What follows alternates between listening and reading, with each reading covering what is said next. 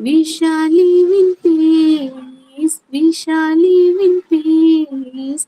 We shall live in peace someday. Oh, deep in my heart, I do believe we shall live in peace someday. We shall live in peace someday. Thank you. Okay. Thought of today. Good morning, friends. Good morning, ma'am. WhatsApp today. ബുദ്ധിമുട്ടുകളും പ്രശ്നങ്ങളും നിങ്ങളുടെ ജീവിതത്തിലേക്ക് വരുന്നത് നിങ്ങളെ തകർക്കാനല്ല, മറിച്ച് നിങ്ങളുടെ ഉള്ളിലെ കഴിവുകളെയും ശക്തിയെയും തിരിച്ചറിഞ്ഞു തന്നെ സഹായിക്കാനാണ്. APJ Abdul Kalam. Thank you ma'am. നമ്മളെ കുറച്ച് ദിവസത്തേക്ക് സൈനിങ് വേണ്ട കേട്ടോ, സമയം പോകും ഒരുപാട്. സൈനിങ് ആരെങ്കിലും റെഡി ആയിരുന്നോ? അതെ മാം, റെഡിയാണ്. വേണ്ടെങ്കിൽ വേണ്ട മാം.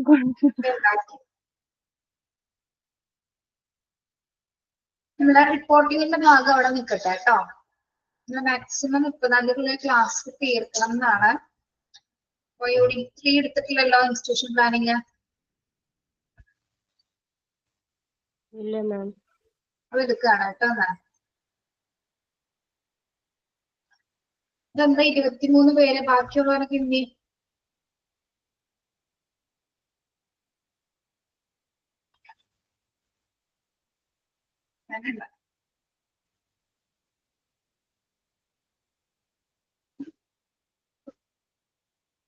എന്താണ് ഇൻസ്റ്റിറ്റ്യൂഷൻ പ്ലാനിങ് എന്ന് പറയുന്നത്? Meaning on institutional planning. Institutional planning is a systematic way to the plan and program for the development of an institution. നമ്മൾ എന്തിനാണ് ഇൻസ്റ്റിറ്റ്യൂഷണൽ പ്ലാൻ ചെയ്യുന്നത്?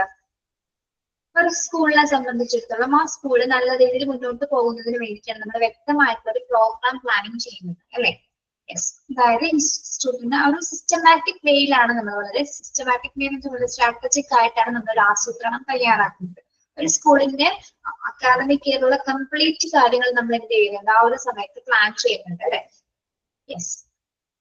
It is based on the principles of the maximum application of the resources of the school and community which it exists. നമ്മളിപ്പോ plan ചെയ്യുന്ന സമയത്ത് എന്തിന്റെ അടിസ്ഥാനത്തിലായിരിക്കും institution plan ചെയ്യുന്നത്? എത്രത്തോളം റിസോഴ്സസ്, അല്ലെ, സ്കൂളിന് ആവശ്യമായിട്ടുള്ള എത്രത്തോളം റിസോഴ്സസ് നമുക്ക് അവൈലബിൾ ആണ്, അതിനനുസരിച്ച് മാത്രമായിരിക്കും നമ്മൾ എന്ത് ചെയ്യുന്നത്, സ്കൂളുമായി ബന്ധപ്പെട്ടിട്ടുള്ള പ്ലാനിങ് അല്ലെങ്കിൽ ആസൂത്രണം ചെയ്യപ്പെടുന്നത്. ഓക്കെ.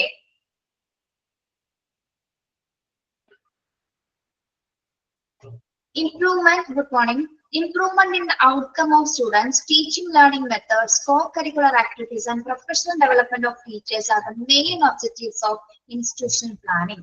അപ്പോൾ ഒരു ഇൻസ്റ്റിറ്റ്യൂഷൻ പ്ലാൻ ചെയ്യുന്നതിന്റെ പ്രധാന ഒബ്ജക്റ്റീവ്സ് എന്ന് പറയുന്നത് എന്തൊക്കെയാണ്? ഒരു ഇൻസ്റ്റിറ്റ്യൂഷൻ നമ്മൾ പ്ലാൻ ചെയ്യുന്ന സമയത്ത് പ്രധാനമായി എടുക്കേണ്ട 3 ഒബ്ജക്റ്റീവ്സ് ആണ് ഇവിടെ പറഞ്ഞിരിക്കുന്നത്. എന്തൊക്കെയാണ്? Improvement in the outcome of students, underline ചെയ്യാട്ടോ. Improvement in the outcome of students, teaching learning methods and co-curricular activities and professional development of teachers are the main objectives of institutional planning. So institution planning പ്രധാന objectives, 4 objectives എന്ന് പറയുന്നത് ഏതൊക്കെയാണ്? ഒന്ന്, outcome of students. Outcome of students എന്ന് പറയുന്നത് എന്താണ്? Improvement in outcome of students എന്ന് പറയുന്നത് എന്താണ്? റിസൾട്ട് ആണോ? യെസ്, കുട്ടികളുടെ റിസൾട്ട് ആണ് ഇവിടെ സൂചിപ്പിക്കുന്നത്, അല്ലെ? യെസ്, എത്രത്തോളം റിസൾട്ട് അവർക്ക് സ്വായത്തമാക്കാൻ കഴിയും. ദെൻ ടീച്ചിങ് ലേണിംഗ് മെത്തേഡ്സ്, ഏതൊക്കെ ടീച്ചിങ് ലേണിംഗ് മെത്തേഡ്സ് നമുക്ക് അവിടെ ഉപയോഗിക്കാൻ പ്ലാൻ ചെയ്യാം. ദെൻ കോ കരിക്കുലർ ആക്ടിവിറ്റീസ്, എന്തെല്ലാം പദ്ധതികൾ നമുക്ക് അതിൽ ആവിഷ്കരിക്കാം, എന്തൊക്കെ ആക്ടിവിറ്റീസുകൾ കുട്ടികൾക്ക് കൊടുക്കാം. Then and professional development of teachers are the main objectives of institution planning. അതോടൊപ്പം തന്നെ എന്താണ്? അധ്യാപകരുടെ പ്രൊഫഷണൽ ഡെവലപ്മെന്റിനും ഏറ്റവും മുൻതൂക്കം കൊടുക്കുന്ന തരത്തിലായിരിക്കും നമ്മൾ എന്ത് പ്ലാൻ ചെയ്യുന്നത്? ഇൻസ്റ്റിറ്റ്യൂഷൻ പ്ലാൻ ചെയ്യുന്നത്. അപ്പൊ ഈ 4 ഒബ്ജക്റ്റീവിന്റെ ബേസിസിലായിരിക്കുമല്ലോ ഒരു ഇൻസ്റ്റിറ്റ്യൂഷനെ പ്രധാനമായിട്ടും ആസൂത്രണം ചെയ്യുന്നത്. അത് അണ്ടർലൈൻ ചെയ്യാട്ടോ. ഏതൊക്കെയാണ് ഇൻസ്റ്റിറ്റ്യൂഷൻ പ്ലാനിങ്ങിന്റെ ഒബ്ജക്റ്റീവ്സ് എന്ന് പറയുന്നത്? ഏതൊക്കെയാണ്?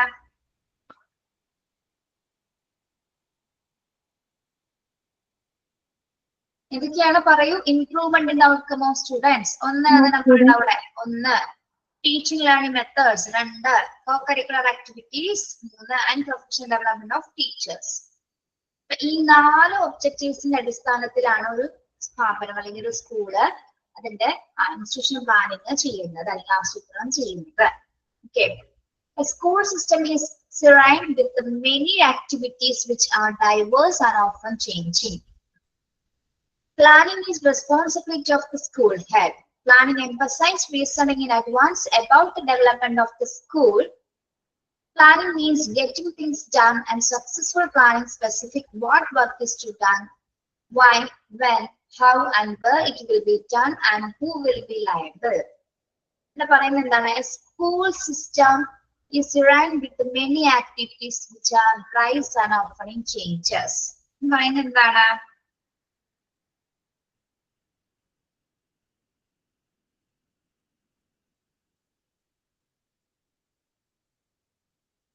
സ്കൂൾ സിസ്റ്റം എന്ന് പറയുന്നത് എന്തൊക്കെ റിലേറ്റഡ് ആണ്?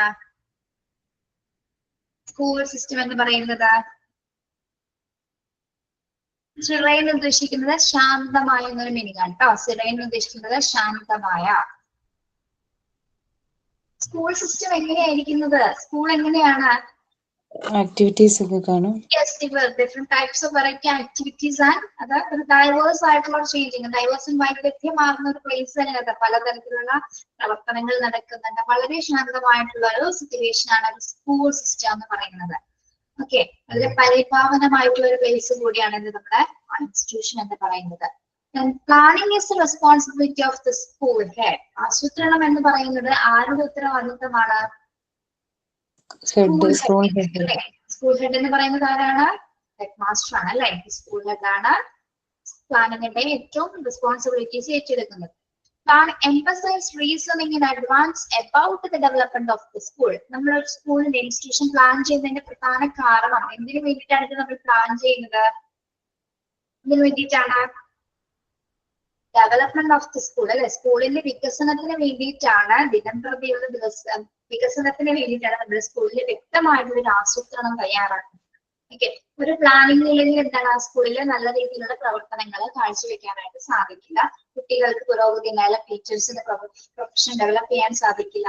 ഒന്നുമില്ലാത്ത രീതിയിൽ ഒരു എന്താ പറയുക തരിശുഭൂമി പോലെ ആവാനുള്ള സാധ്യത. അപ്പൊ അത്തരം സാഹചര്യത്തിൽ എന്താണ് ഒരിക്കലും സ്കൂളിനെ സംബന്ധിച്ചിടത്തോളം ഇൻസ്റ്റിറ്റ്യൂഷൻ പ്ലാനിംഗ് എന്ന് പറയുന്നത് ഏറ്റവും ഇമ്പോർട്ടന്റ് ആയ കാര്യമാണ്. അതിന് ഏറ്റവും തലപ്പത്തിൽ നിൽക്കുന്നത് ഇൻസ്റ്റിറ്റ്യൂഷൻ പ്ലാൻ ചെയ്യുന്നത് ആരാണ്? പ്ലാനിങ്ങിന്റെ ഹെഡായിട്ട് വരുന്നത് നമ്മുടെ സ്കൂൾ ഹെഡ് ആണ്. ഓക്കെ, സ്കൂളിന്റെ ഡെവലപ്മെന്റിന് വേണ്ടിയിട്ടാണ് നമ്മൾ ഇൻസ്റ്റിറ്റ്യൂഷൻ പ്ലാനിങ് ചെയ്യുന്നത്. Planning means getting things done. Planning എന്ന് പറഞ്ഞ എന്താണ്? പ്ലാനിങ് ഒരു പ്ലാൻ ചെയ്ത് തീർക്കുക എന്നുള്ളതാണ് അല്ലെ? ഒരു കാര്യം തീരുമാനിച്ച് അത് ചെയ്തു തീർക്കുക എന്നുള്ളതാണ് നമ്മൾ ആസൂത്രണം കൊണ്ട് അർത്ഥമാക്കുന്നത്. പ്ലാൻ ചെയ്യുന്നത് എന്തിനാണ്? നമ്മള് പ്ലാൻ ചെയ്യുന്നത് എന്തിനാണ്? ഇത് ചെയ്യാൻ വേണ്ടിയിട്ടല്ലേ അല്ലേ? Yes, planning means getting things done. അതായത് ഒരു കാര്യം നമ്മൾ ചെയ്തു തീർക്കാൻ വേണ്ടിയിട്ടാണ് വ്യക്തമായ ഒരു പ്ലാൻ ആസൂത്രണം തയ്യാറാക്കുന്നത്. Successful planning specific what is to be done. ഒരു സക്സസ്ഫുൾ പ്ലാനിങ്ങിന് വേണ്ട പ്രധാനപ്പെട്ട കാര്യങ്ങൾ എന്തൊക്കെയാണ്? സക്സസ്ഫുൾ ആയിട്ടുള്ള പ്ലാനിങ്ങിന് വിജയകരമായിട്ടൊരു ആസൂത്രണം നമുക്ക് തയ്യാറാക്കണമെങ്കിൽ എന്തൊക്കെ കാര്യങ്ങൾ നമ്മളത് ശ്രദ്ധിക്കേണ്ടതുണ്ട്? Why, when, how, and where it will be done, and how, who will be liable. എന്താണ് ചെയ്യേണ്ടത്? ഒരു പ്ലാൻ ചെയ്യുന്ന സമയത്ത് നമ്മൾ ആദ്യം ചെയ്യേണ്ട കാര്യങ്ങൾ എന്തൊക്കെയാണ്? എങ്ങനെ, എവിടെ ചെയ്യണം, ആരാണ് അതിന് ബാധ്യസ്ഥനാക്കുന്നത്, ഇത്തരം കാര്യങ്ങളൊക്കെ ചുറ്റിപ്പറ്റിയായിരിക്കും നമ്മൾ എന്ത് തയ്യാറാക്കുന്നത്? ഒരു സക്സസ്ഫുൾ പ്ലാൻ തയ്യാറാക്കുന്നത്. അല്ലെങ്കിൽ കുറെ പേരൊക്കെ നമ്മള് വെറുതെ ഒരു ആസൂത്രണം എഴുതിച്ചിട്ട് കാര്യമുണ്ടോ? ആരൊക്കെ എപ്പോ എന്തൊക്കെ ചെയ്യണം എന്ന് വ്യക്തമായ ധാരണയോട് കൂടി നമ്മൾ എന്താണ് ഓരോ ജോബ്സ് ആണെങ്കിലും റെസ്പോൺസിബിലിറ്റീസ് ആണെങ്കിലും എന്താണ് ഓരോരുത്തർക്ക് കൃത്യമായ രീതിയിൽ വീതിച്ചു കൊടുക്കണം. ഓക്കെ, യെസ്, അതാണ് ആർക്ക് എങ്ങനെ കൊടുക്കണം, ആരാണ് അതിന് ഏറ്റവും കൂടുതൽ ലയബിൾ ആയിട്ട് വരുന്നത് എന്നുള്ള കാര്യങ്ങൾ കൂടി നമ്മൾ സ്ഥാനപരമായി രേഖപ്പെടുത്തിയാൽ മാത്രമേ അതൊരു സക്സസ്ഫുൾ ആയിട്ടുള്ള പ്ലാനിങ് ആണെന്ന് നമുക്ക് പറയാൻ സാധിക്കുള്ളൂ. ഓക്കെ, അപ്പോ ഇൻസ്റ്റിറ്റ്യൂഷൻ പ്ലാനിങ് എന്ന് പറയുന്നത് എന്തിനു വേണ്ടിയിട്ടാണ് ഇൻസ്റ്റിറ്റ്യൂഷൻ പ്ലാൻ ചെയ്യുന്നത്? ഒരു സ്കൂളിന്റെ സുഗമമായിട്ടുള്ള നടത്തിപ്പിന് വേണ്ടിയിട്ട് അല്ലെങ്കിൽ പ്രോഗ്രസ് ഉണ്ടാകുന്നതിന് വേണ്ടിയിട്ട് സ്കൂളിന്റെ ഡെവലപ്മെന്റ്സിന് വേണ്ടിയിട്ടാണ് നമ്മൾ പൂർണ്ണമായിട്ടും ഇൻസ്റ്റിറ്റ്യൂഷൻ പ്ലാനിങ് തയ്യാറാക്കുന്നത്. ഇൻസ്റ്റിറ്റ്യൂഷൻ പ്ലാനിങ്ങിന് 4 ഒബ്ജക്റ്റീവ്സ് വരുന്നുണ്ട്. പ്രധാനമായിട്ട് ഏതൊക്കെയാണ്?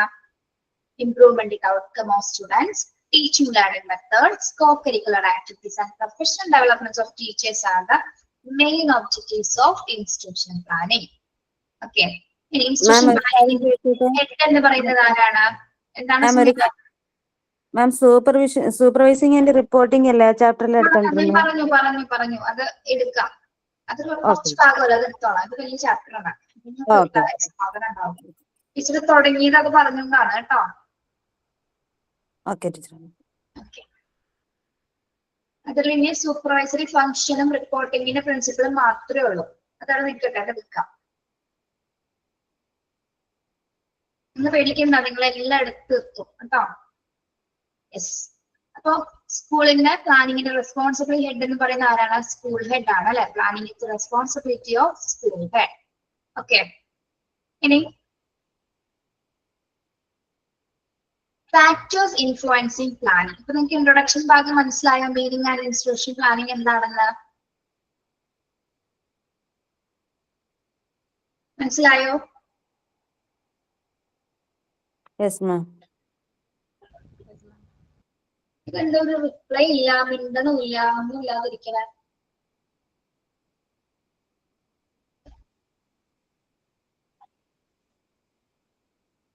നമ്മുടെ ഗ്രൂപ്പില് ഒരു കുട്ടി മരിച്ചു.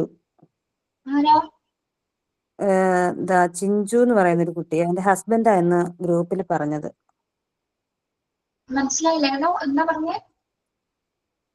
എന്തോ ന്യൂമോണിയ എന്തോ ബാധിച്ച് ഒരു കുട്ടി മരിച്ചായിരുന്നു നമ്മളെ ഗ്രൂപ്പിൽ. നമ്മുടെ ക്ലാസ്സിലെയോ? അതെ അതെ. ഏത് കുട്ടിയാ? പേരെന്താണ്?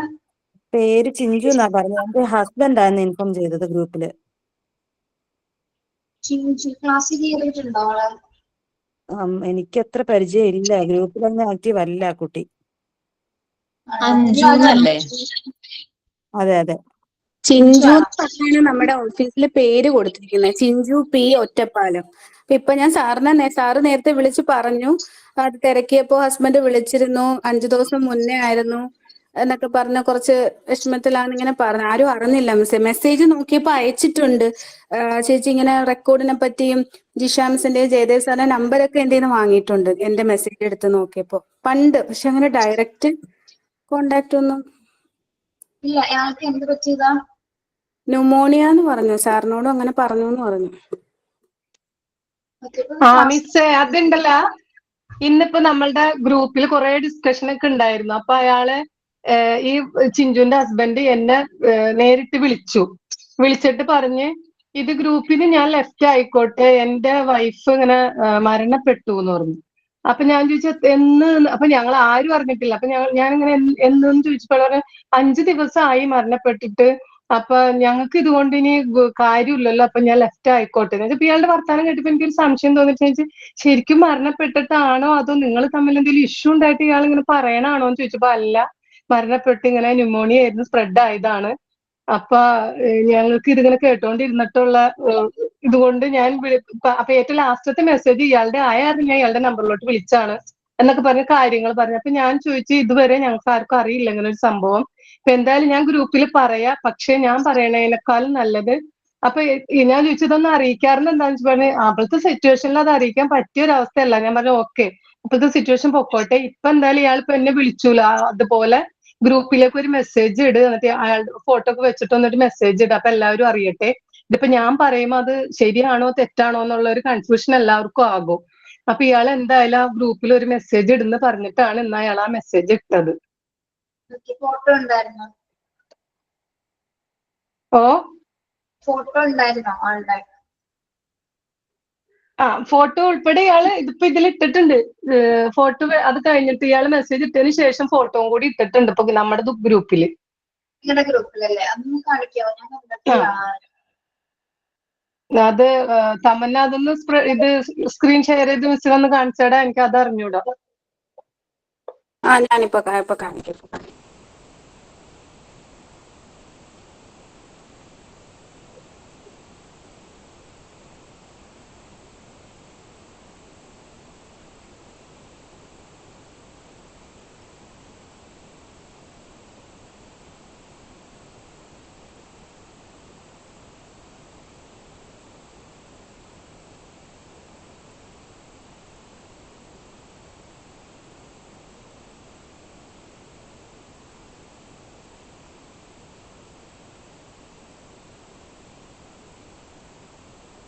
ഷെയർ സ്ക്രീൻ പോയോ? പിന്നെ ഓപ്ഷൻ മാറിയല്ലോ. എവിടെയായിരുന്നു ഷെയർ ചെയ്യുന്നത്? മാം ഓഫ് ചെയ്യണ്ടേ ഇപ്പൊ സ്ക്രീൻ ഷെയർ ചെയ്യുമ്പം മാമിന്റെ എന്താണ്? സ്ക്രീൻ മാമിന്റെ സ്ക്രീൻ ഓക്കെ.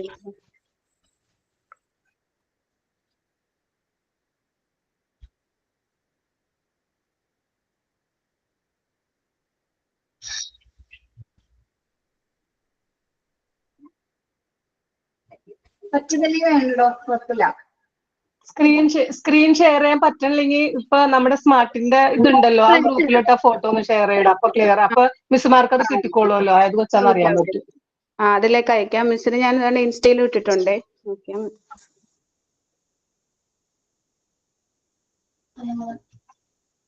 ക്ലാസ്സിൽ കയറിയിരുന്ന ആളാണോ നോക്കി? ഓക്കെ, നമ്മുടെ റെക്കോർഡ് ക്ലാസ്സിൽ കയറായിരുന്നോ ആള്? അല്ല, ലൈവ് ക്ലാസ്സിൽ കയറായിരുന്നോ? അറിയാമോ നിങ്ങൾക്ക്? ലൈവ് ക്ലാസ്സിൽ അങ്ങനെ കണ്ടിട്ടില്ല മിസ്സേ. പക്ഷെ എങ്ങനെ വയ്യായിരുന്നു, എന്നോട് ചാറ്റ് ചെയ്തത് ഞാനെന്ന് 2-3 പേർക്ക് കാണിച്ചു കൊടുത്തു. ഇതേപോലെ മിസ്സുമാരുടെ നമ്പർ ഉണ്ടോ, റെക്കോർഡിനെ പറ്റിയൊന്നും അറിയുന്നില്ല, വയ്യായിരുന്നു, അങ്ങനെ ഒരു ഞാൻ മെസ്സേജ്. കണ്ടു. Okay, understood. ഓക്കെ,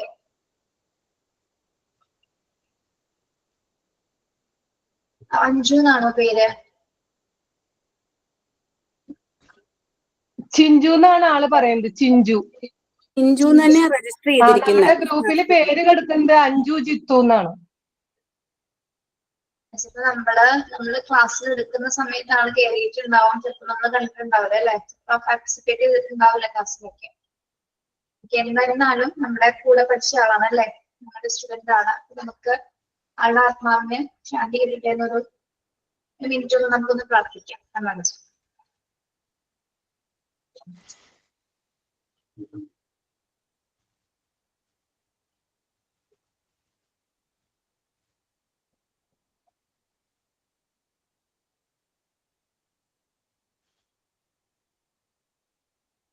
രണ്ട് കുട്ടികളെ മാം, രണ്ട് ആൺകൊച്ചുങ്ങൾ, 6 വയസ്സായത് 3 വയസ്സായത്. അതെ, 26 ദിവസമാണല്ലോ ഡേറ്റ് വരുന്നത് അല്ലെ? ഓഫീസിൽ അറിഞ്ഞിട്ടുണ്ടോന്ന് എനിക്കറിയില്ല, ഞാൻ ക്ലാസ്സിലായിരുന്നു. ഇവിടെ ഇൻഫർമേഷൻ കൊടുത്തിട്ടുണ്ടോന്ന് അറിയില്ല. അറിഞ്ഞിട്ടുണ്ടാവും, സാർ അറിഞ്ഞിട്ടുണ്ടാവും. അറിഞ്ഞു മിസ്സേ, സാറ് വിളിച്ചിരുന്നു. ഞാൻ PR-നോട് പറഞ്ഞു, സാറിനെ കോണ്ടാക്ട് ചെയ്ത് കാര്യം പറഞ്ഞു. സാറ് ഡയറക്റ്റ് ഇപ്പൊ പുള്ളിയെ വിളിച്ചിരുന്നു. അപ്പൊ വിളിച്ചപ്പോ പുള്ളി ഇങ്ങനെ കൊച്ചു കുട്ടികളെ കാര്യമായിട്ട് പറഞ്ഞു, ഇങ്ങനെയാണ് ഞാൻ ഗ്രൂപ്പിൽ മെസ്സേജ് കാര്യങ്ങളൊക്കെ പറഞ്ഞു. ന്യൂമോണിയ ആയിരുന്നു, പെട്ടെന്നായിരുന്നു. സാറിനോട് പറഞ്ഞു മോണ്ടിസോറി വലിയൊരു ഡ്രീം. ചെറിയ കുട്ടികളാണ്. ഇപ്പൊ ഷംലാത്ത പറഞ്ഞ പോലെ 6-ഉം 3-ഉം വയസ്സുള്ള കൊച്ചു കുട്ടികളാണ്.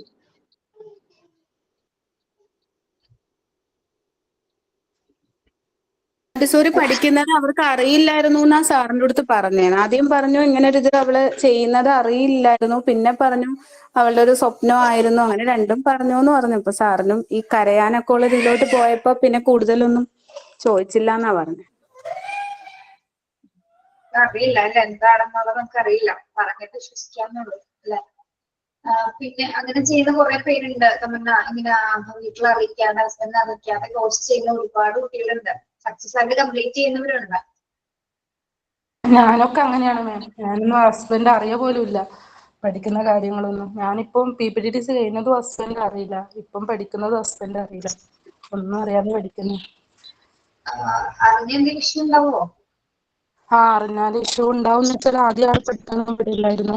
ഇപ്പൊ PPTDC പഠിച്ച് ഞാൻ ജോലി സ്കൂളിൽ വർക്ക് ചെയ്യാൻ തന്നപ്പോ ആൾക്ക് തന്നെ ആകെ ഒരു ഇതായിപ്പോയി. ആളറിയാതെ പഠിച്ച് ജോലി കിട്ടിയ അറിയുന്നത് ഞാൻ ഈ 1 വർഷം പഠിക്കുന്നുണ്ടായിരുന്നു. അപ്പൊ ജോലി കിട്ടപ്പോ ഏകദേശം ക്ലാസ് ഒക്കെ ചെയ്യാവുന്ന സമയമാകുമ്പോ പറഞ്ഞേ കേട്ടോ സുലേഖ. ജോലിക്കൊക്കെ ക്ലാസ് പോകാൻ ഒക്കെ തീരാനാവുമ്പോ ഒന്ന് പറയാ, അല്ലെങ്കിൽ ഇനി നമുക്ക്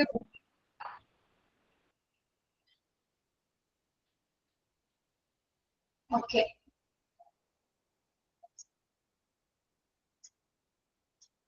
എല്ലാവരും കോൺവെർസേഷൻ ഒക്കെ വരുന്നെന്ന് പറയുമ്പോൾ സത്യം സങ്കടമുണ്ട്.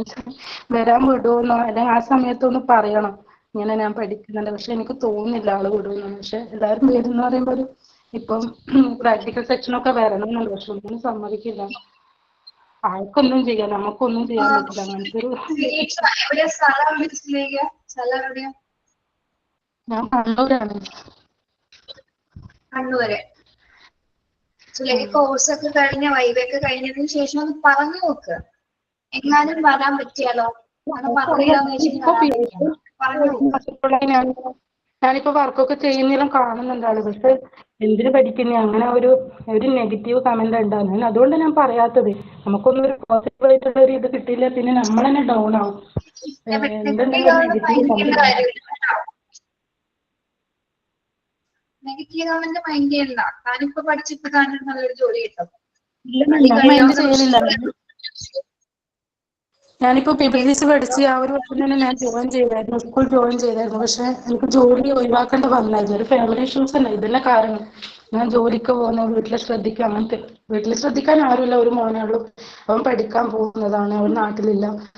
പിന്നെ അങ്ങനെയൊക്കെയുള്ള ഇഷ്യൂസ് കൊണ്ട്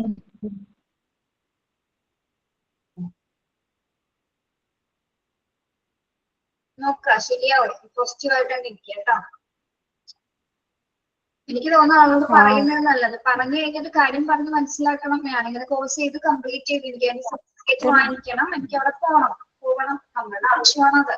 അതിപ്പോ എന്ത് പ്രശ്നം പറഞ്ഞില്ല. ആളിപ്പോ ഞാൻ വർക്ക് ചെയ്യുന്നതൊക്കെ കാണുന്നുണ്ട്. പക്ഷെ പഠിക്കുന്ന കാര്യത്തിൽ ഒരു ഫീസ് ഒരു എമൗണ്ട് പോലും ആള് തരില്ല. ഞാൻ പഠിച്ചത് മൊത്തം ഞാൻ ജോലി വർക്ക് ചെയ്തുകൊണ്ട് ഞാൻ പഠിച്ചത്. പക്ഷെ ഇപ്പൊ ഞാൻ വർക്ക് ചെയ്യാത്തതുകൊണ്ട് ഒരു വിഷമമുണ്ട്. പക്ഷെ ജോലിക്ക് അതിനൊന്നും ഒരു പൈസ പോലും ആള് ചെലവ് തരില്ല. അതാണല്ലോ ഏറ്റവും വലിയ സങ്കടം. ഇപ്പൊ ജോലി ചെയ്യുന്നോണ്ട് ഞാൻ എന്റെ പൈസ ആൾക്ക് തന്നെ ഞാൻ കൊടുത്തത്. 2 വർഷത്തോളം ഞാൻ ജോലി ചെയ്തു. പക്ഷെ എന്തെങ്കിലും ഒരു പ്രശ്നം ഉണ്ടെങ്കിൽ ആൾക്ക് തന്നെ ഞാൻ സഹായിച്ചത്. പക്ഷെ ആ ഒരു ഓർമ്മ പോലും ആൾക്കില്ല. അതാണ് ഇപ്പൊ ഒരു ഫീസ് അടക്കാൻ പൈസ ഇല്ലായിട്ട് ചോദിച്ചാൽ പേര് തരില്ല. ആ ഒരു വിഷമമുണ്ട് മാനസികമായിട്ടുള്ള. ഇങ്ങനെയുള്ള നമ്മൾ എന്ത് ചെയ്യണ്ട? സുലേഖ തന്നെ തീരുമാനിക്കണം എന്ത് ചെയ്യാൻ പോകുന്നത്. ഓക്കെ ഞാൻ ഏതായാലും കണ്ടിന്യൂ ചെയ്യുന്നത്. ഞാനേതായാലും കണ്ടിന്യൂ ചെയ്യും. കോഴ്സ് ഒരിക്കലും നിർത്തരുത്, കണ്ടിന്യൂ ചെയ്യണം. നമുക്ക് എന്തായാലും നമുക്ക് ഈ സമയങ്ങളൊക്കെ മാറും. നമ്മളുടെ ഒരു നല്ലൊരു സമയം നമുക്ക് എല്ലാവർക്കും ഉണ്ട്. നിങ്ങൾ പറയുന്നത് എപ്പോഴാണ് അത് വരുള്ളൂ. അത് ഒരുപാട് കാലം കഴിഞ്ഞാണ് നമുക്ക് അങ്ങനെ ഒരു സമയമുണ്ട്. അത് വെയിറ്റ് ചെയ്യുക. ആ ഒരു പ്രതീക്ഷയിലൂടെ എല്ലാവരും ജീവിക്കുന്നത്. ഇപ്പൊ എന്റെ ലൈഫിൽ സംഭവിച്ചതൊക്കെ അങ്ങനെ തന്നെയാ. അതേ നിങ്ങൾക്ക് സംഭവിക്കാം, എല്ലാവർക്കും അങ്ങനെ തന്നെ സംഭവിക്കാം കേട്ടോ. ഇനി ഹാപ്പി ആയിട്ട് ജീവിക്കുന്നവർ അതേപോലെ തന്നെ പോകും. അല്ലാത്തവരും ലൈഫിൽ പ്രശ്നങ്ങൾ എന്നതൊക്കെ മാറിക്കോളും. പക്ഷെ നമ്മൾ കുറച്ചും കൂടി ബോൾഡ് ആവണം. നമ്മൾ താന്നു കൊടുക്കുന്നതിനനുസരിച്ച് അല്ലെങ്കിൽ നമ്മൾ പുറകിലേക്ക് മാറുന്നതിനനുസരിച്ച് ബാക്കിയുള്ളവർ മുന്നിലേക്ക് വരുള്ളൂ. അങ്ങനെ വിചാരിക്കുക. അങ്ങനെ വരരുത് കേട്ടോ. സുലേഖ വളരെ ബോൾഡ് ആവണം. ഒരു ടീച്ചറാണ് ഇപ്പോ. ടീച്ചറായി പകുതി മുക്കാൽ ടീച്ചറായി കഴിഞ്ഞു അല്ലേ? വർക്ക് ചെയ്ത് 2 വർഷത്തോളം ഞാൻ ഹസ്ബൻഡ് വീട്ടിലായിരുന്നു. പക്ഷെ ഞാൻ ജോലി ചെയ്തു. എനിക്ക് ഫസ്റ്റ് സ്റ്റാൻഡേർഡ് എനിക്ക് ഒരു ക്വാളിഫിക്കേഷൻ ഇല്ല, വെറും PPTCയും +2 മാത്രം. പക്ഷെ എന്നാൽ പോലും എന്റെ ഒരു പഠിത്തം കാണുന്നുണ്ടായിരിക്കും. എനിക്ക് ഫസ്റ്റ് സ്റ്റാൻഡേർഡിൽ ക്ലാസ് എടുക്കുന്ന ചാൻസ് പോലും എനിക്ക് കിട്ടിയിട്ടുണ്ടായിരുന്നു.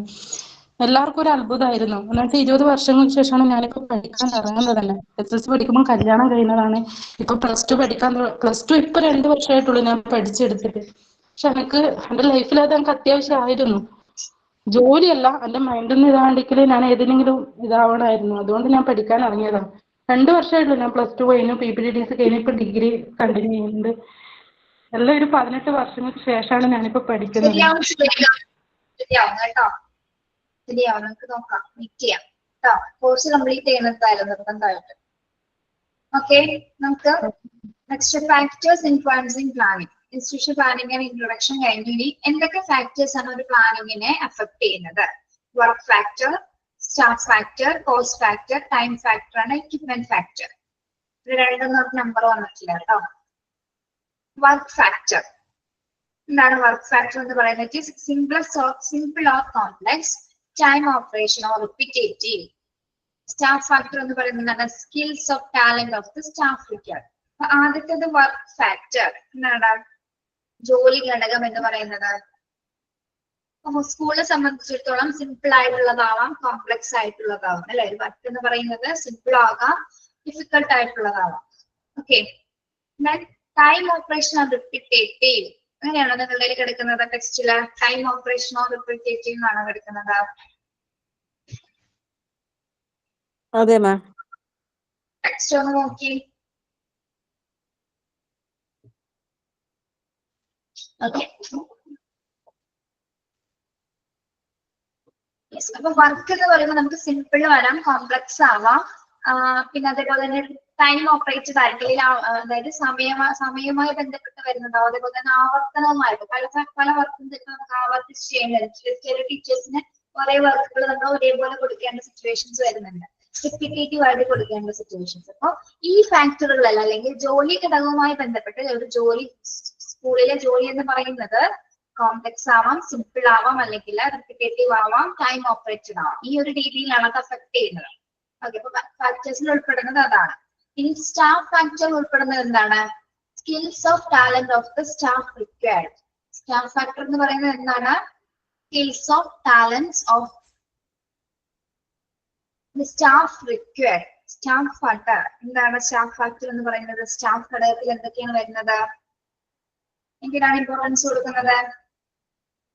ജീവനക്കാരുടെ കഴിവുകൾ അല്ലെ, പ്രത്യേകിച്ച് സ്റ്റാഫ് അല്ലെങ്കിൽ ടീച്ചേഴ്സ് ഉൾപ്പെടെ അവരുടെ കഴിവിനാണ് അവിടെ സ്റ്റാഫ് ഫാക്ടർ എന്ന് പറയുന്നത്. ഇത്രയും അതായത് ഏതൊക്കെ സ്റ്റാഫുകൾ എവിടേക്ക് നിയമിക്കണം, എന്തൊക്കെ ടാലന്റഡ് ആയിട്ടുള്ള ടീച്ചേഴ്സ് ആണ്, ഏതൊക്കെ പ്രൊഫഷണൽ സ്കില്ലുള്ള ടീച്ചേഴ്സ് ആണ് എന്നുള്ളതൊക്കെ നമ്മൾ ഈ സ്റ്റാഫ് ഫാക്ടറിന്റെ അടിസ്ഥാനത്തിലാണ് തീരുമാനിക്കുന്നത്. Okay, next cost factor. Cost factor എന്ന് പറയുന്നത് എന്താണ്? ചിലവ് ഘടകം എന്ന് പറയുന്നത് എന്താണ്? Usefulness to students, teachers of community. Usefulness to students, teachers of community എന്താണ് പറയുന്നത്? വിദ്യാർത്ഥികൾക്കോ ടീച്ചേഴ്സിനോ കമ്മ്യൂണിറ്റിക്കോ. എന്താണ് അങ്ങനെ പറയുന്നത് ഇവിടെ? കോസ്റ്റ് ഫാക്ടർ എന്ന് സൂചിപ്പിക്കുന്നത് എന്ത് പ്ലാൻ ചെയ്യണമെങ്കിലും, എന്ത് ഫാക്ടേഴ്സിന് നമ്മൾ കൊടുക്കണമെങ്കിലും അവിടെ പണം എന്നൊരു ഫാക്ടർ ഇമ്പോർട്ടന്റ് ആണ് അല്ലെ? അധ്യാപകർക്കും സ്റ്റുഡൻസിനും അതുപോലെ തന്നെ സ്കൂളിന്റെ കമ്മ്യൂണിറ്റിയിലെ സൊസൈറ്റിക്കും എന്താണ്? പണത്തിന്റെ ആവശ്യകത ഉണ്ട്.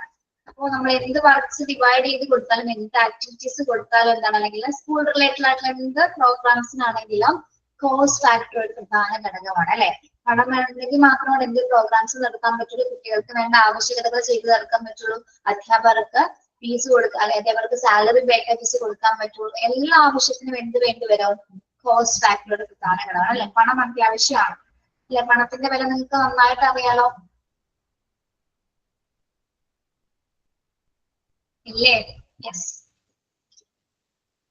Time factor. Time factor, urgency of the plan. Time factor എന്ന് പറയുന്നത് എന്താണ്? അർജൻസി ഓഫ് ദ പ്ലാൻ, പദ്ധതിയുടെ അടിയന്തരാവസ്ഥ. ടൈം ഫാക്ടർ എന്ന് പറയുന്നത് നമ്മള് സ്കൂളിനെ സംബന്ധിച്ചിടത്തോളം ഒരു പ്ലാൻ നടത്തുന്നത് ഏത് വർഷത്തേക്കായിരിക്കും, അല്ലെങ്കിൽ ഏത് പീരീഡിലേക്കായിരിക്കും നമ്മളൊരു പ്ലാൻ ചെയ്യുന്നത്? സമയപരിധി എന്ന് പറയുന്നത് ഒരു വർഷത്തേക്കുള്ള പ്ലാനിങ് ആണ് നമ്മൾ ആദ്യം ചെയ്യുന്നത് അല്ലെ? ഒരു അക്കാദമിക് ഇയറിലേക്കുള്ള പ്ലാനിങ് ആണ് നമ്മൾ ചെയ്യുന്നത്. അപ്പൊ ഏത് പീരീഡ്, ഏത് ടൈം, അല്ലെങ്കിൽ ഏത് മന്ത് മുതൽ ഏത് മന്തിലാണ് അത് അവസാനിപ്പിക്കുന്നത്? എപ്പോഴാണ് സ്കൂൾ ഓപ്പൺ ചെയ്യുന്നത്, എപ്പോഴാണ് സ്കൂൾ ക്ലോസ് ചെയ്യുന്നത്? ജൂൺ ടു മെയ് ആണ്. June to March. June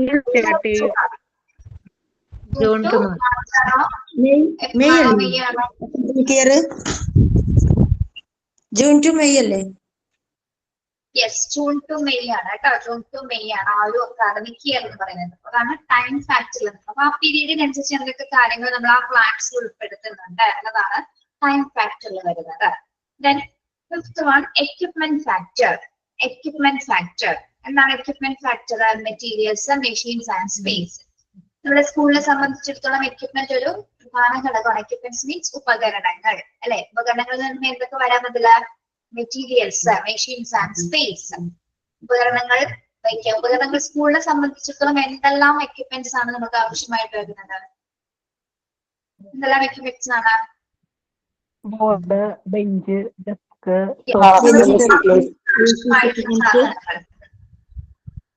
class മുറിക്ക് ആവശ്യമല്ല ടേബിള്, ചെയർ, അല്ലെങ്കിൽ ഡെസ്ക്, ബെഞ്ചസ്, കബോർഡ്സ്, മറ്റു സെറ്റിംഗ്സുകൾ. സ്മാർട്ട് ക്ലാസ് റൂമാണെങ്കിൽ അതിന് വേണ്ട അവൈലബിലിറ്റി ഉള്ള മെറ്റീരിയൽസുകൾ.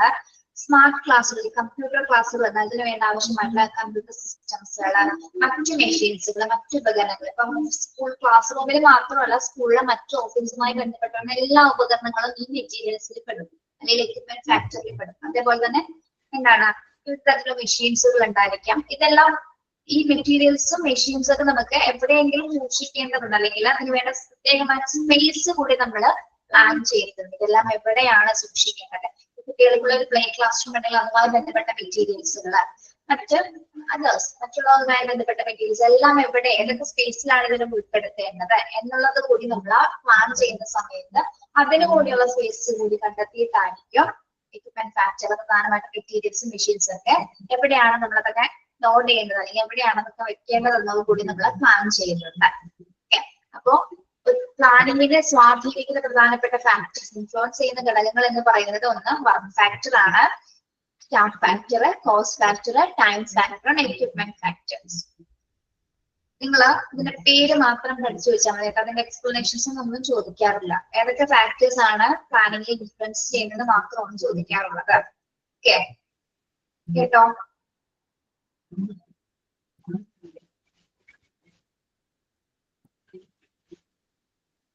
നിങ്ങൾ തമ്മിലൊന്നും ടീച്ചർ കാണുന്നില്ല കേട്ടോ.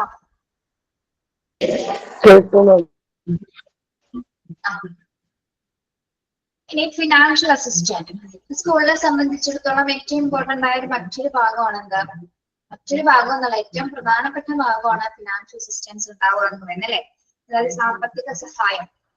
Relying upon the strength of the school, the teacher is entrusted with the work of fees collection, even except the principal or the head of the institution. Other teachers will not be given the work of salary disbursement or making financial decision. Page number ഒന്ന് പറഞ്ഞു കൊടുക്കോ. Page number ചോദിക്കുന്നുണ്ട് ഒരാള്. 163 ആ.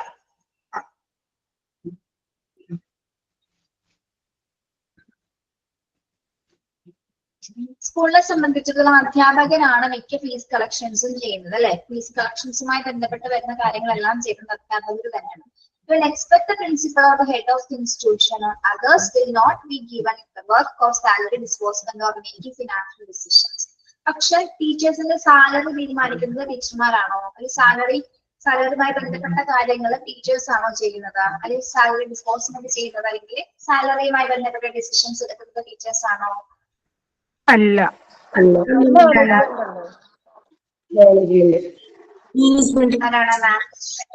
Management ആണ് financial ആയിട്ടുള്ള decisions, അല്ലെങ്കിൽ salary പാക്കേജസുമായി ബന്ധപ്പെട്ട അല്ലെങ്കിൽ സാലറി പിൻവലിക്കലുമായി ബന്ധപ്പെട്ട കാര്യങ്ങളൊക്കെ തീരുമാനിക്കപ്പെടുന്നത് ഫിനാൻഷ്യൽ ഡിസിഷൻസ് എടുക്കുന്നത് സ്കൂൾ മാനേജ്മെന്റ് ആണ്. അപ്പൊ ടീച്ചേഴ്സിൽ എന്ന് പറഞ്ഞാൽ ഫിനാൻസുമായി ബന്ധപ്പെട്ട് വരുന്നവർക്ക് ഫീസ് കളക്ഷൻസ് മാത്രമേ അവിടെ വരുന്നുള്ളൂ അല്ലെ.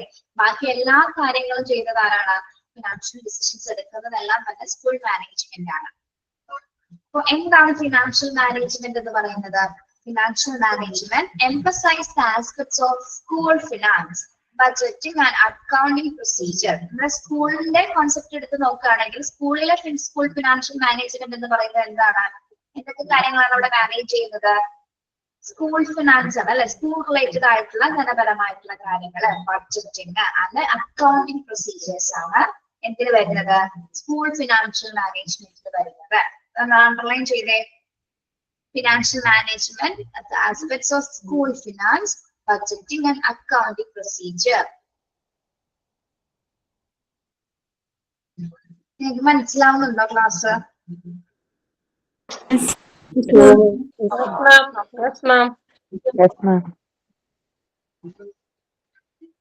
ഒന്നും മനസ്സിലാവുന്നില്ല, ക്ലാരിറ്റി ഇല്ലെങ്കിൽ ഒന്ന് പറയാൻ പറയണേ.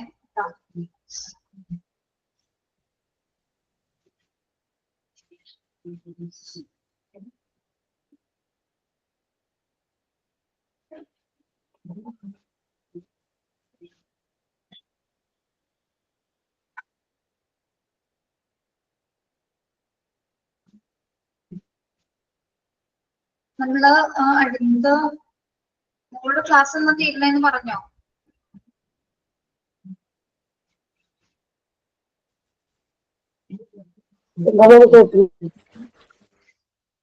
എന്തോ എന്നാ തീരണേന്ന് പറഞ്ഞില്ല.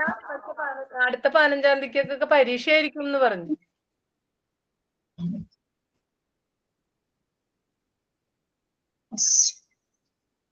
The control and management of school finance is a major responsibility of a school head. School മാനേജ്മെന്റിന്റെ സ്കൂൾ ഫിനാൻസിന്റെ പൂർണ്ണ ഉത്തരവാദിത്തം എന്ന് പറയാൻ ആർക്കായിരിക്കുള്ളൂ? സ്കൂൾ ഹെഡിനാണ് അല്ലെ, ഹെഡ് മാസ്റ്ററിനൊക്കെ ആയിരിക്കുള്ളൂ സ്കൂൾ മാനേജ്മെന്റിന്റെ അല്ലെങ്കിൽ ഫിനാൻസ് മാനേജ്മെന്റിന്റെ പൂർണ്ണ ഉത്തരവാദിത്തങ്ങളും വരുന്നത്. School finance is assigned to the money needed to pay staff, maintain the institution and keep service going. അപ്പോ സ്കൂൾ ഫിനാൻസിൽ എന്തൊക്കെ കാര്യങ്ങളാണ് കൊടുക്കുന്നത്, അല്ലെങ്കിൽ സ്കൂൾ ഫിനാൻസുമായി ബന്ധപ്പെട്ട എന്തൊക്കെ കാര്യങ്ങളാണ് അവിടെ നടക്കുന്നത്? എന്തൊക്കെ കാര്യങ്ങളാണ്? മണി നീഡഡ് ടു പേ സ്റ്റാഫ്, ആർക്കാണ്? സ്റ്റാഫുകൾക്കുള്ള പേയ്മെന്റ്സുകള്. ഇൻസ്റ്റിറ്റ്യൂഷൻസുമായി ബന്ധപ്പെട്ട് വരുന്ന മറ്റ് പേയ്മെന്റ്സ്, സർവീസസുമായി ബന്ധപ്പെട്ട് വരുന്ന മറ്റ് പേയ്മെന്റ്സ് ഒക്കെയാണ് അവിടെ ഫിനാൻഷ്യൽ ആയിട്ട് അവിടെ മാനേജ് ചെയ്യുന്നത്. Budget refers to financial plan for a year. ഇനി ഒരു ബഡ്ജറ്റ് എന്നിവിടെ സൂചിപ്പിക്കുന്നത് എന്താണ്? ബഡ്ജറ്റ് നമ്മൾ എന്തിനു വേണ്ടിയാണ് തയ്യാറാക്കുന്നത്? ഏതൊരു സമയത്തേക്ക് വേണ്ടിയാണ് തയ്യാറാക്കുന്നത്?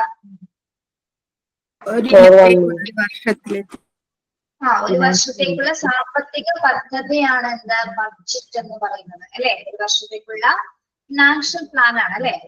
വർഷത്തേക്കുള്ള financial plan for A year ആണ് എന്താ ബഡ്ജറ്റ് എന്ന് പറയുന്നത്. It includes, അതിൽ എന്തൊക്കെ ഇൻക്ലൂഡ് ചെയ്യുന്നുണ്ട് ബഡ്ജറ്റില്? It includes the expected revenue and expenditure for each year. Accounting refers to the record keeping information about income and expenditure showing the net loss or surplus. ഇനി നമ്മുടെ ബഡ്ജറ്റിൽ എന്തൊക്കെ കാര്യങ്ങളാണ് ഇൻക്ലൂഡ് ചെയ്യുന്നത്? Revenue and expenditure for each year. എന്താണ് revenue and expenditure എന്ന് പറയുന്നത്? ഒരു വർഷം പ്രതീക്ഷിക്കുന്ന വരവ് ചെലവ് കണക്കുകളാണ് എന്തിൽ വരുന്നത്? ബഡ്ജറ്റിൽ നമ്മൾ ഉൾപ്പെടുത്തുന്നത് അല്ലെ. Okay. Then, according to the first record keeping information about income and expenditure showing the net or surplus. ഇനി നമ്മള് കൃത്യമായിട്ടുള്ള വരവ് ചെലവ് കണക്കുകളുടെ റെക്കോർഡ്സുകൾ കൃത്യമായിട്ട് സ്കൂളിൽ നമ്മളത് മെയിൻറ്റെയിൻ ചെയ്യുന്നത് ഏറ്റവും അത്യാവശ്യമാണ്. അല്ലെങ്കിൽ ഈ റെക്കോർഡ്സുകളാണ് പലതരത്തിലുള്ള ഓഡിറ്റ്സ് മുതലായ കാര്യങ്ങൾക്കൊക്കെ വേണ്ടി ഉപയോഗിക്കുന്നത്. അപ്പോൾ ഒരു വർഷത്തേക്കുള്ള വരവ് ചെലവ് കണക്കുകൾ എന്തൊക്കെയാണെന്നുള്ളത് നമുക്ക് ബഡ്ജറ്റിലേക്ക് നോക്കിക്കഴിഞ്ഞാൽ അല്ലെങ്കിൽ ആ ഒരു ഫിനാൻഷ്യൽ പ്ലാൻ നോക്കിക്കഴിഞ്ഞാൽ കൃത്യമായിട്ട് അറിയാനായിട്ട് സാധിക്കും. അപ്പൊ സ്കൂളിനെ സംബന്ധിച്ചിടത്തോളം ഫിനാൻഷ്യൽ അസിസ്റ്റന്റ് ചെയ്യേണ്ട ഒരു അല്ലെങ്കിൽ ഫിനാൻഷ്യലി ബന്ധപ്പെട്ട് വരുന്ന എന്തെങ്കിലും വർക്കുകൾ നിങ്ങൾക്ക് വരാനുള്ള സാധ്യതയുണ്ട്. ഏത് വർക്കായിരിക്കും നിങ്ങൾക്ക് വരുന്നത്? ഫീസ് കളക്ഷൻ ആയിരിക്കും അല്ലെ. ഫീസ് കളക്ട് ചെയ്യാനുള്ള ഒരു ഡ്യൂട്ടി ആയിരിക്കും പ്രധാനമായിട്ടും വരുന്നത്. പക്ഷെ തരുന്ന ജോലികൾ വളരെ ശ്രദ്ധയോട് ചെയ്യേണ്ട ഒരു മേഖലയാണ് എന്ത്? ധനപരമായിട്ട് വരുന്ന എല്ലാ വർക്കുകളും. ഓക്കെ. അപ്പൊ നിങ്ങൾക്ക് അങ്ങനെ ഒരു ഡ്യൂട്ടീസ് കിട്ടുകയാണെങ്കിൽ അത്യാവശ്യം നന്നായിട്ട് നോക്കി കണ്ടും വേണം ചെയ്യാനായിട്ട്. അറിയാലോ എന്തുകൊണ്ടാണ് അങ്ങനെ ഞാൻ പറഞ്ഞത്? എന്തുകൊണ്ടാണ്?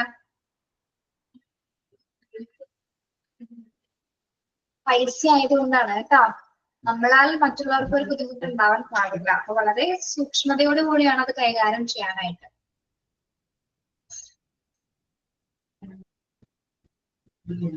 ഫിനാൻഷ്യൽ അസിസ്റ്റൻസ് മനസ്സിലായല്ലോ. ഇതൊന്നും വേറെ ഒന്നും വരുന്നില്ല. നിങ്ങൾ അണ്ടർലൈൻ ചെയ്യേണ്ടത് ഇതാണ്. The control and management of school finance is the major responsibility of a school head. ഇതൊന്ന് അണ്ടർലൈൻ ചെയ്യാം കേട്ടോ. സ്കൂൾ ഹെഡിന്റെ ഉത്തരവാദിത്തമാണ് ഫിനാൻഷ്യൽ മാനേജ്മെന്റ് കൈകാര്യം ചെയ്യാന്ന് പറഞ്ഞു. ഇനി ബഡ്ജറ്റ് എന്ന് പറയുന്നത് എന്താണ്? Budget refers to a financial plan for a year. It includes expenditure and revenue and expenditure for each year. അവിടെ വരെ ഒന്ന് അണ്ടർലൈൻ ചെയ്തിട്ടുള്ളൂ കേട്ടോ. നിങ്ങൾ നാളെ പ്രാക്ടിക്കൽസിൽ തന്നെ ഉണ്ടോ? വരാത്തവര് വരുന്നുണ്ടോ? എത്ര പേരുണ്ടാവും നിങ്ങള്?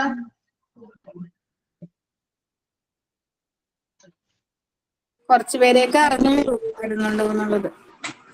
കുറച്ച് പേര്, ഒരു 10 കൂടുതൽ ഉണ്ടാവോ? എന്തായാലും 10 കൂടുതൽ കാണുമായിരിക്കും. കാരണം ഞങ്ങളിവിടെ ട്രിവാൻഡ്രം സൈഡിൽ നിന്ന് തന്നെ 4 പേരുണ്ട് ഓൾറെഡി. പിന്നെ എറണാകുളത്ത് നിന്ന് ഞാനിപ്പോ അറിഞ്ഞത് പ്രകാരം അവിടെ ഉണ്ട് 5 പേര്. അപ്പൊ തന്നെ ഏതാണ്ട് 9-10 കഴിഞ്ഞിട്ട് വരും. ശരി. രാവിലെയാണോ പുറപ്പെടുന്നത് നിങ്ങള്? ഞങ്ങൾ ഇവിടുന്ന് വെളുപ്പിനെ 4 മണിക്ക് സ്റ്റേഷൻ എത്തി. 4:15 ട്രെയിൻ ഉണ്ട്. പിന്നെ അവിടുന്ന് ഓരോരുത്തര് അർച്ചനയൊക്കെ ചിലപ്പോ ഹരിപ്പാട് നിന്ന് ജോയിന്റ് ആവും. അങ്ങനെ ഞങ്ങളൊരു 3 പേര് ഒരുമിച്ച ഇൻഷാല്ലാ കേറുന്നത്. ശ്രദ്ധിച്ചൊക്കെ വരാം കേട്ടോ. ഹാപ്പി ജേർണി ആയിരിക്കട്ടെ.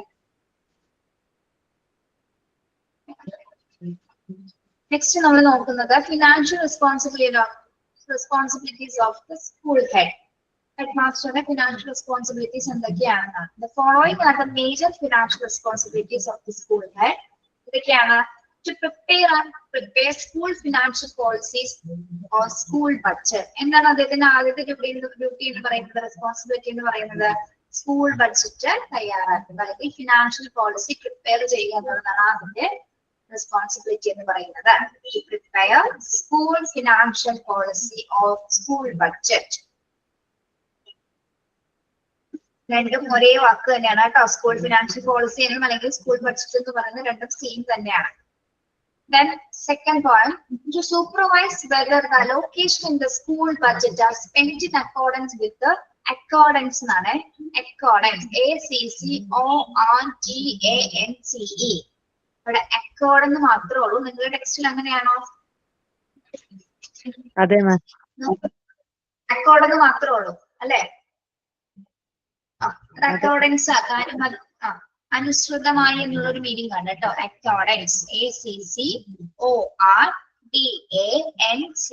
accordance. Yes.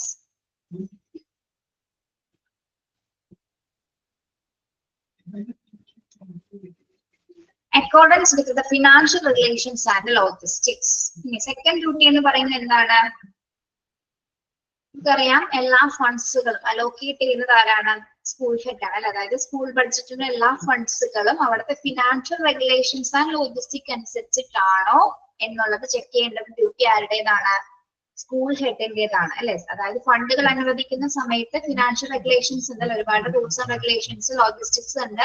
ലോജിസ്റ്റിക്സ് എന്ന് പറയുന്നത് എന്താണ്? വിന്യാസ ശാസ്ത്രമാണ്. പ്രത്യേകിച്ച് ഒരു പ്ലാനിങ്ങിന് വേണ്ടിയിട്ട് നമ്മൾ തയ്യാറാക്കുന്ന ഒരു വലിയൊരു വിന്യാസ ശാസ്ത്രമാണ് എന്താ ലോജിസ്റ്റിക്, അതായത് ഫിനാൻഷ്യൽ റെഗുലേഷൻസുമായി ബന്ധപ്പെട്ട്. ഇതിലെല്ലാം ഈ റെഗുലേഷൻസിൽ പറഞ്ഞിരിക്കുന്ന രീതിയിൽ തന്നെയാണോ അവിടുത്തെ ബഡ്ജറ്റ്സുകൾ, അതിനനുസൃതമായിട്ട് തന്നെയാണോ ഇതെല്ലാം പോകുന്നതെന്ന് ചെക്ക് ചെയ്യേണ്ടത് ആരാണ്? സ്കൂൾ ഹെഡിന്റെ ഡ്യൂട്ടിയാണ് കേട്ടോ. അപ്പൊ ഫണ്ടുകൾ എത്ര അലോക്കേഷൻ ചെയ്താൽ, അനുമതി കൊടുത്തു കഴിഞ്ഞാൽ അതൊക്കെ അവിടെ തന്നിരിക്കുന്ന റെഗുലേഷൻസ് അനുസരിച്ച് തന്നെയാണ് പ്രവർത്തിക്കുന്നതെന്ന് ചെക്ക് ചെയ്യേണ്ട ഡ്യൂട്ടിയും ആരുടേതാണ്? ഹെഡ് മാസ്റ്ററുടേതാണ്. Okay. Then to collect earnings such as tuition fees, caution deposit, exam fees, uniform fees and so on. To collect earnings such as tuition fees. എന്തൊക്കെ ഡ്യൂട്ടീസ് ആണ് അദ്ദേഹത്തിന് വരുന്നത്? എന്തൊക്കെ റെസ്പോൺസിബിലിറ്റീസ് ആണ് വരുന്നത്? ട്യൂഷൻ ഫീസുകളല്ലേ, കോഷൻ ഡെപ്പോസിറ്റ്സ്. ട്യൂഷൻ ഫീസ് എന്ന് പറയാൻ അറിയാലോ നമുക്ക്, മന്ത്ലി വരുന്ന ഫീസ് അല്ലെ. 3 months 5 months 6 months ഒക്കെ കൂടുമ്പോൾ ഫീസുകൾ വരുന്നതാണ് ട്യൂഷൻ ഫീസസ് പറയുന്നത്. കോഷൻ ഡെപ്പോസിറ്റ് എന്ന് പറയുന്നത് എന്താണ്? കോഷൻ ഡെപ്പോസിറ്റ് നമ്മൾ ജാഗ്രതാ നിക്ഷേപം എന്നൊക്കെ അതിന് പറയും. എന്താണ് കോഷൻ ഡെപ്പോസിറ്റ് എന്ന് പറയുന്നത്?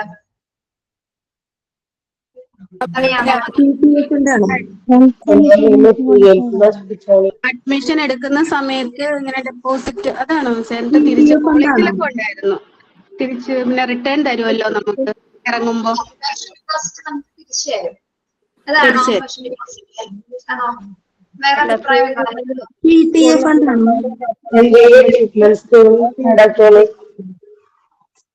നമ്മളിതിനെ മലയാളത്തിൽ പറയുന്നത് ജാഗ്രതാ നിക്ഷേപം എന്നാണ്.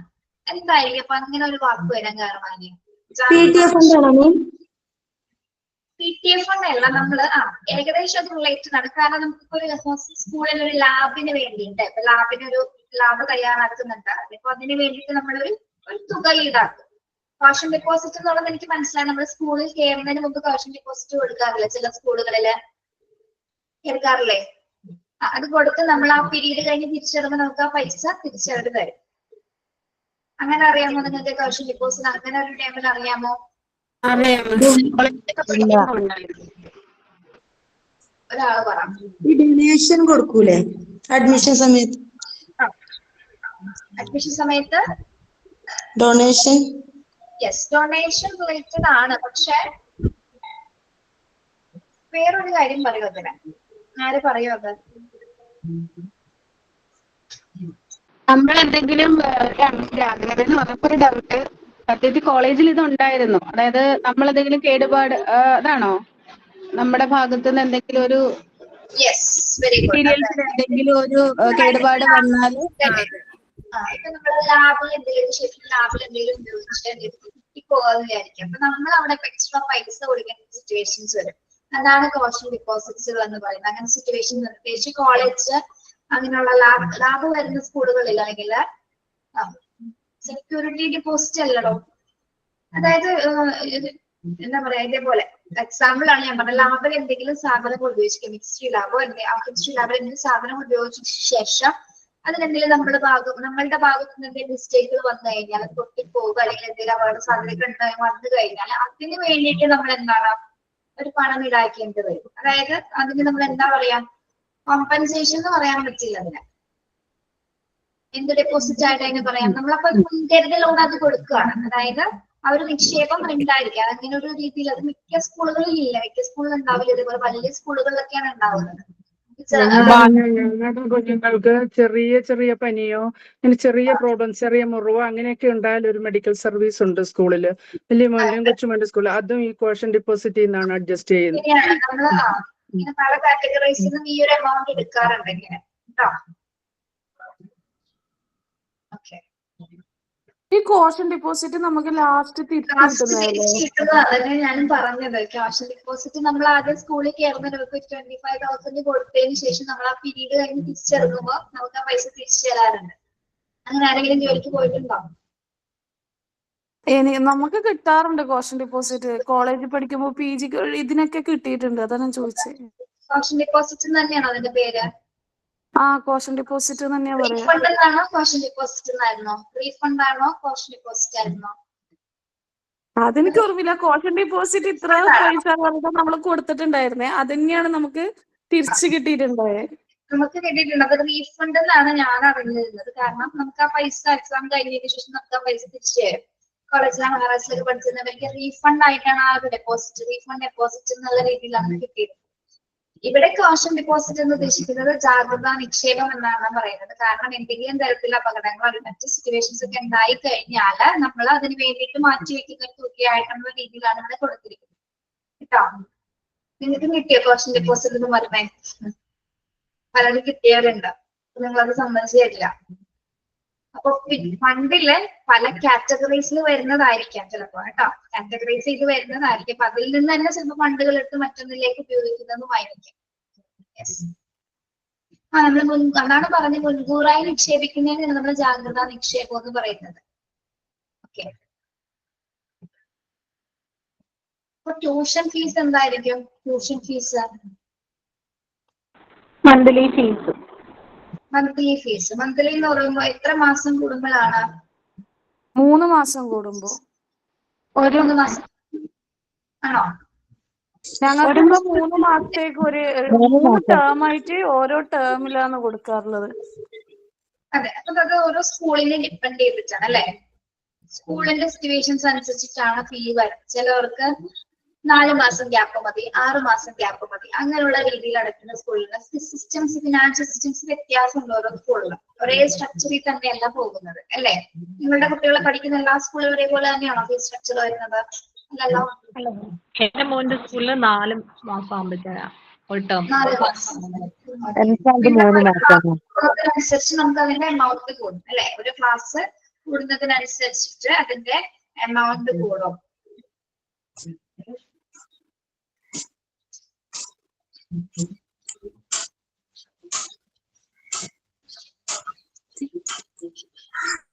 Exam fees, uniform fees and so on. അതൊക്കെ അറിയാലോ ഏതൊക്കെയാണെന്ന്. എക്സാം ഫീ എന്താണ്, യൂണിഫോം ഫീസ് എന്താണ്, ഇതിന്റെയൊക്കെ ഡ്യൂട്ടീസ് ആർക്കാണ് വരുന്നത്? കളക്ട് ചെയ്തിരിക്കുന്ന ഡ്യൂട്ടീസ്, അതായത് ഇതൊക്കെ കൃത്യമായിട്ടുള്ള രീതിയിലാണോ കളക്ട് ചെയ്തിരിക്കുന്നത് ചെക്ക് ചെയ്യുന്നത് ആരായിരിക്കും? School head. സ്കൂൾ ഹെഡിന്റെ ഡ്യൂട്ടീസ് വരുന്നത്. ദെൻ അതേപോലെ തന്നെ to see whether records are carefully kept for all items of expense. എന്താ പറയുന്നത്? To see whether records are carefully kept for all items of expense.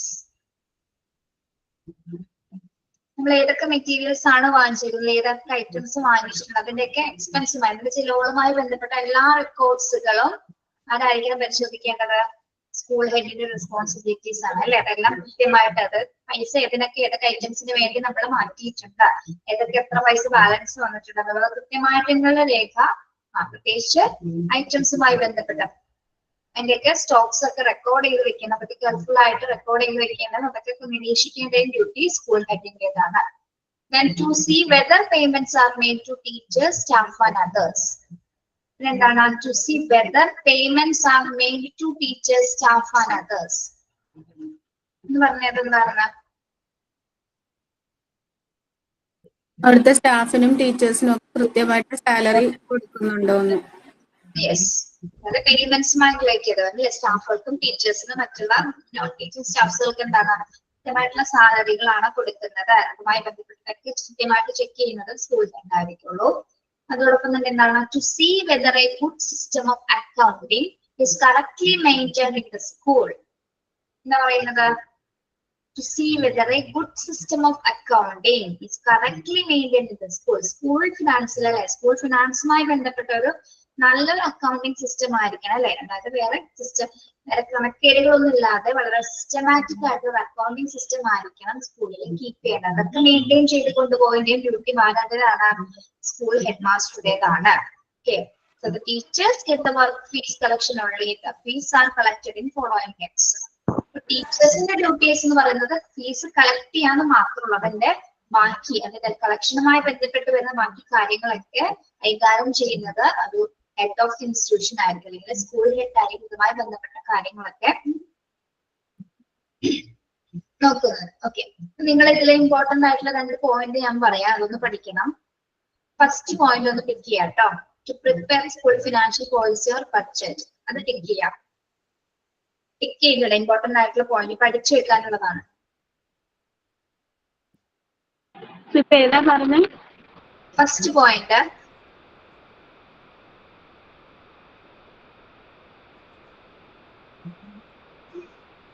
then fourth point, to see whether records are carefully kept for all items of expense. Fourth point tick ചെയ്യാം. ബാക്കിയുള്ള 3 points ടീച്ചേഴ്സിന്റെ പേയ്മെന്റ്സും then good accounting system എന്ന 3 points. First point, fourth point, fifth, sixth. Okay, അപ്പൊ നിങ്ങളൊന്ന് ബൈഹാർട്ടാക്കി പഠിച്ചു വെക്കണം കേട്ടോ പോയിന്റ്സ്.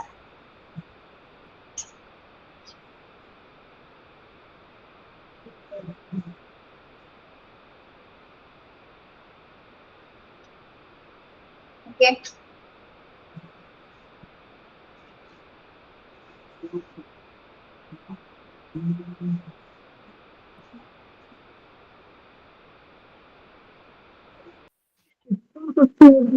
ഫോർത്ത് പോയിന്റ് കഴിഞ്ഞ് സോ ദ ടീച്ചർ ഗെറ്റ്സ് അവിടെ വർക്ക്, അത് ഫോർത്ത് അല്ലേ? അത് കഴിഞ്ഞ് ഫിഫ്ത്ത് സിസ്റ്റം ഉദ്ദേശിക്കുന്ന ഏതാണ്? ഓപ്പണിംഗ് ഫീസോ?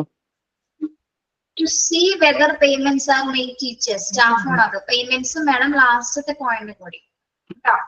അത് ഫോർത്ത് അല്ലേ? Fourth fourth 1 2 3 4 to see 6 point ഉണ്ടല്ലോ. അത് ടു സി വെദർ, അത് ഫിഫ്ത്ത്. പിന്നെ സിസ്റ്റം എന്നുള്ളത് കണ്ടില്ലേ? to see whether a good system of അത് accounting. Okay ma'am, thank you.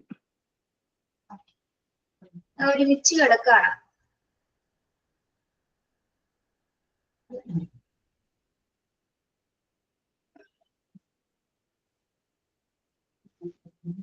നിങ്ങള് അസൈൻമെന്റ്സ് ഒക്കെ സബ്മിറ്റ് ചെയ്തായിരുന്നോ?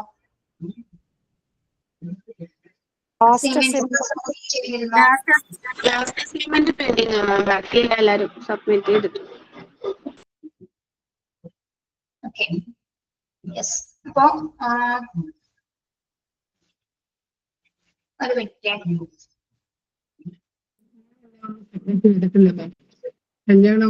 ജാഗ്രത നിക്ഷേപം എന്ന കാര്യത്തിൽ അത് അങ്ങനെ തന്നെ എഴുതി, അങ്ങനെ തന്നെ പഠിച്ചാൽ മതി കേട്ടോ. ജാഗ്രത നിക്ഷേപം എന്ന് പറയുന്നത് നമ്മൾ ഒരു കരാർ അടിസ്ഥാനത്തിൽ കൊടുക്കുന്ന ഡെപ്പോസിറ്റ് ആണ്, നമ്മൾ പറഞ്ഞ പോലെ തന്നെ അല്ലെ. അതായത് ഒരു പീരീഡിൽ കയറുന്നതിന് മുമ്പ് നമുക്ക് ആ പൈസ എന്താണ്, അത് കഴിഞ്ഞതിന് ശേഷം നമുക്കത് തിരികെ നൽകുന്ന തുകയാണ് എന്താ കാഷ് ഡെപ്പോസിറ്റ് എന്ന് പറയുന്നത്. എത്ര എമൗണ്ട് വേണമെങ്കിലും ആവും. എന്നാലും ഒരു നിശ്ചിത തുകയായിരിക്കും. ഓക്കെ, ഒരു വാടകക്കാരന് ഉപഭോക്താവിന് കൊടുക്കുന്നത്, അല്ലെങ്കിൽ സ്കൂളിൽ കയറുന്ന സമയത്ത് നമ്മള് ടീച്ചേഴ്സ് ആണെങ്കിൽ എന്താണ് ഇത്ര ഒരു എമൗണ്ട് കൊടുക്കുന്നതിന് ആ ഒരു പീരീഡ് കഴിഞ്ഞതിന് ശേഷം എന്താണ് ആ കരാർ അടിസ്ഥാനം കഴിഞ്ഞതിന് ശേഷം ആ പൈസ തിരികെ നൽകുന്നതിനാണ് നമുക്ക് കാഷ് ഡെപ്പോസിറ്റ് എന്ന് പറയുന്നത്. ഓക്കെ, ആ ഒരു കാറ്റഗറിയിൽ നമുക്ക് അതിനെ പറയാം. ഓക്കെ, ക്ലിയർ ആയോ? നമ്മൾ ഹൗസ് റെന്റ് ഒക്കെ എടുക്കുന്നത് പോലെ തന്നെ. അതന്നെ.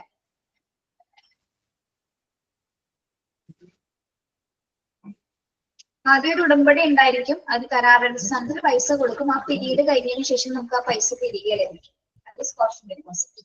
മനസ്സിലായോ? ക്ലിയർ ആയില്ല? അത് ക്ലിയർ ആയി.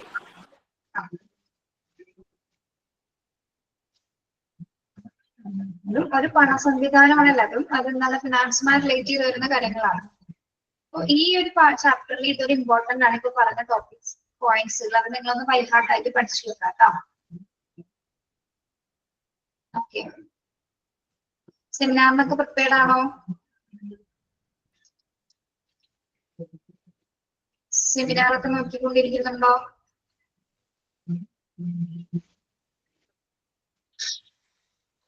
നോക്കുന്നുണ്ടോ?